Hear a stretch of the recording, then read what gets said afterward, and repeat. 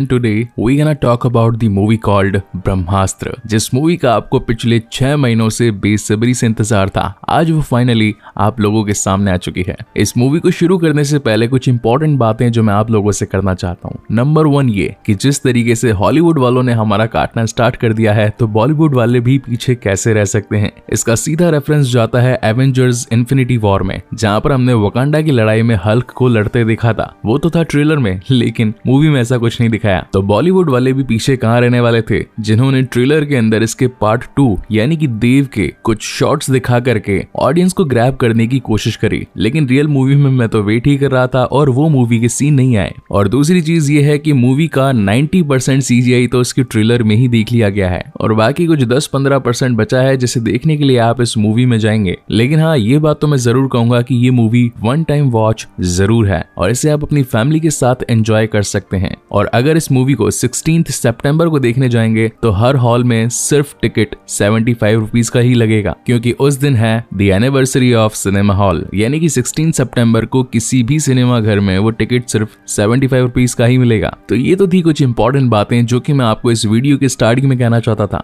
Now coming back to the main story, जिसकी शुरुआत में अमिताभ बच्चन की नरेटिंग वॉइस में हमें ये पता चलता है कि आज से सदियों पहले भगवान को खुश करने के लिए कुछ ऋषि मुनियों ने बहुत सारा जाप किया, उन्हें याद किया, जिसकी वजह से भगवान शिव ने आकर उन सभी को वरदान दिए। उन वरदान में कुछ अस्त्र थे, किसी को वानर अस्त्र मिला, किसी को नंदी अस्त्र मिला, किसी को जल अस्त्र तो किसी को अग्नि अस्त्र। और अब इस पूरे ग्रुप को नाम दिया गया ब्रह्मांश, ब्रह्म का अंश यानी कि ब्रह्मांश। सदियों दर सदियां ये ग्रुप आगे बढ़ता गया और ये अस्त्र भी आगे आने वाली पीढ़ी को ट्रांसफर होते गए। मगर उन अस्त्रों में एक अस्त्र ऐसा था जो कि था ब्रह्मास्त्र, देवों का देव अस्त्र। इसमें इतनी ताकत थी कि इसकी ताकत को कोई भी काबू नहीं कर पा रहा था। इसलिए सभी ऋषि मुनियों ने अपनी पावर्स को इकट्ठा करके इस अस्त्र को एक छोटे से गोल पत्थर में डाल दिया। लेकिन इस पत्थर को पाने के लिए उनके ही ग्रुप में से एक विभीषण पैदा हो गया। अब ये कहानी मैं आपको आगे कंटिन्यू करूंगा। यहाँ से कहानी आती है प्रेजेंट टाइम में, जहाँ पर हम एक साइंटिस्ट को देख पाते हैं जिनका रोल प्ले किया है none other than Shahrukh Khan ने। इस मूवी में इस कैरेक्टर का नाम है मोहन। हम व्यूअर्स को यहाँ पर यह पता चलता है कि ब्रह्मास्त्र की शक्ति को काबू करने के लिए जिस पत्थर में उसे डाल दिया गया था, अब उस पत्थर को कोई हासिल ना कर ले, इसलिए उसे 3 भागों में डिवाइड कर दिया गया। और उन्हीं टुकड़ों में से एक टुकड़ा मोहन के पास भी था, लेकिन उसे लेने के लिए कुछ गुंडे वहां पर पहुंच जाते हैं जिनका नाम होता है जोर और रफ्तार। मोहन उस ब्रह्मास्त्र के पहले टुकड़े को छिपाने के लिए अपने खून का इस्तेमाल करता है। हमेशा उस्ताद के खून से ही ब्रह्मास्त्र का टुकड़ा अपने असली रूप में आ पाता था। तो यहाँ पर मोहन उसे एक दूरबीन में बदल देता है। अभी शिकारी उसे ढूंढने में अपना काफी वक्त लगा देते हैं, मगर वो इन्हें नहीं मिलता।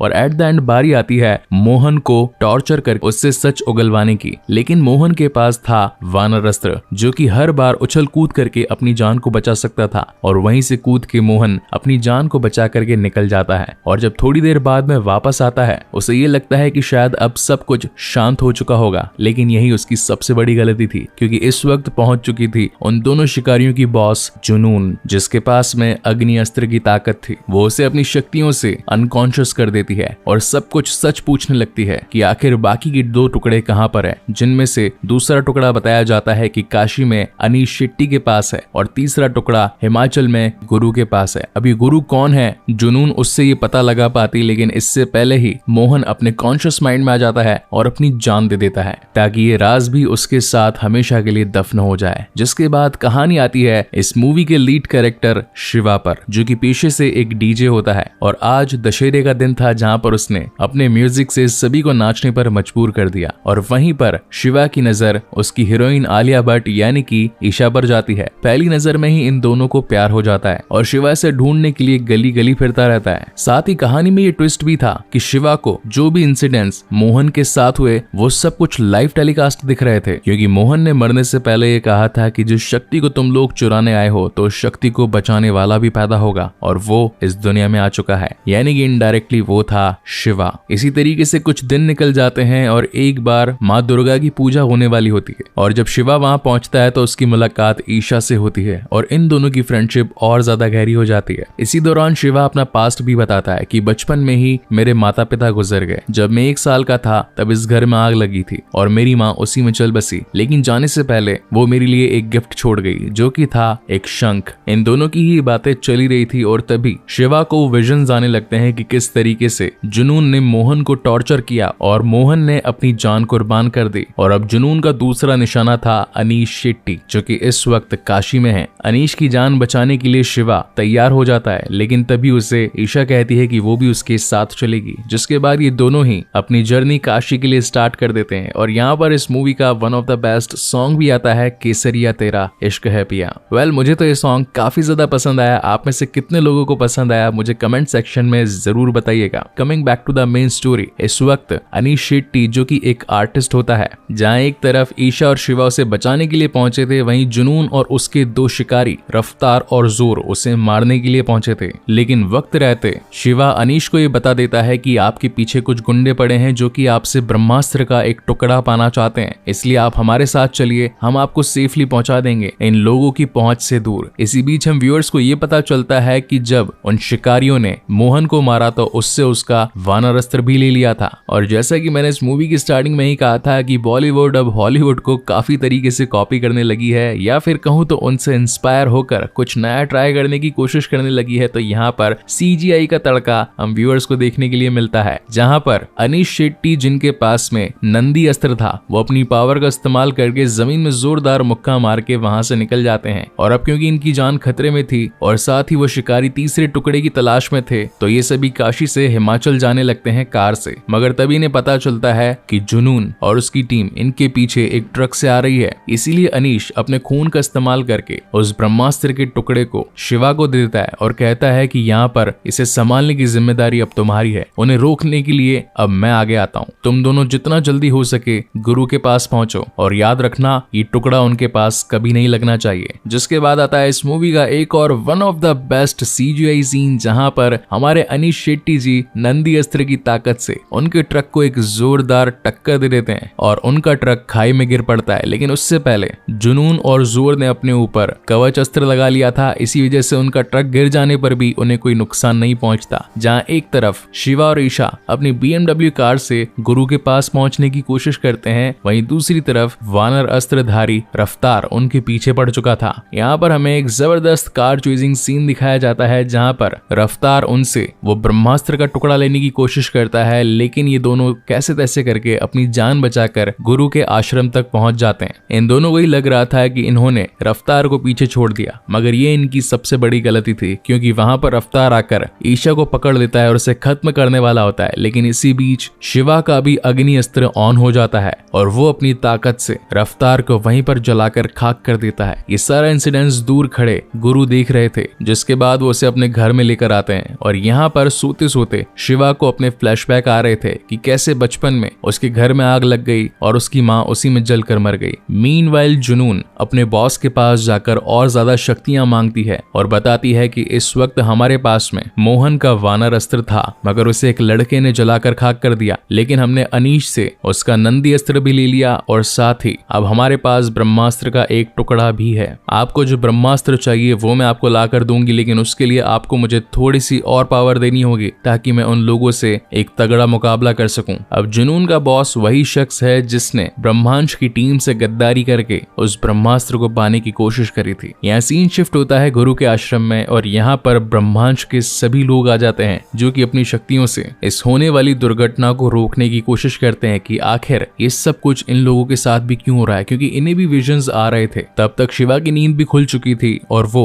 ईशा को देखकर उसके गले लग जाता है, क्योंकि एक दिन पहले उसने जिस आग का इस्तेमाल करके रफ्तार को झुलसा दिया था उसे लग रहा था कि ईशा भी कहीं उसमें जख्मी ना हो गई हो। तभी वहां पर 5 और स्ट्रेंजर्स आ जाते हैं और ये सभी एक बोट में आकर बैठ जाते हैं, क्योंकि इस आश्रम में नेटवर्क सिर्फ इस बोट पर ही आता था। जब शिवा घर के अंदर जाता है तो गुरु यानी कि अमिताभ बच्चन शिवा को बताते हैं कि अब तुमने अनजाने में एक ऐसी लड़ाई शुरू कर दी है जो कि इस पूरी दुनिया का रुख पलट सकती है। आज से सदियों पहले ऋषि मुनियों ने भगवान का जाप करके उनसे कुछ अस्त्र लिए, मगर उन अस्त्रों में से एक अस्त्र जो कि बहुत ही बड़ा और सबसे ज्यादा ताकतवर था यानी कि ब्रह्मास्त्र, उसकी ताकत को कोई काबू नहीं कर पा रहा था। इसीलिए हम सभी ऋषि मुनियों ने उस ताकत को शांत करने के लिए एक पत्थर में डाल दिया, मगर उस पत्थर को पाने के लिए हम ही में से एक ऋषि जिसका नाम था देव, वो उसे पाने के लिए अपनी जान तक कुर्बान कर सकता था। अब उसे वो अस्त्र कहीं मिल ना जाए, इसीलिए उस अस्त्र को 3 भागों में डिवाइड करके देव को खत्म कर दिया गया ताकि ब्रह्मास्त्र का उपयोग न हो पाए, क्योंकि अगर ऐसा हुआ तो ये पूरी दुनिया खत्म हो जाएगी। जिस पर शिवा कहता है कि ये लड़ाई आप लोगों की है, आप लोगों के पास में पावर्स हैं और आप लोग ही इसे कंट्रोल कर सकते हैं। मेरे पास में कोई ताकत नहीं है और ना ही मैं आपकी इस लड़ाई में आना चाहता हूँ, इसलिए मुझे यहाँ से जाने दीजिए। लेकिन गुरु का कहना था कि क्या तुम्हें वो विजन्स नहीं आते? क्या तुम्हें हर किसी की मौत होने पर उसका लाइव टेलीकास्ट नहीं दिखता?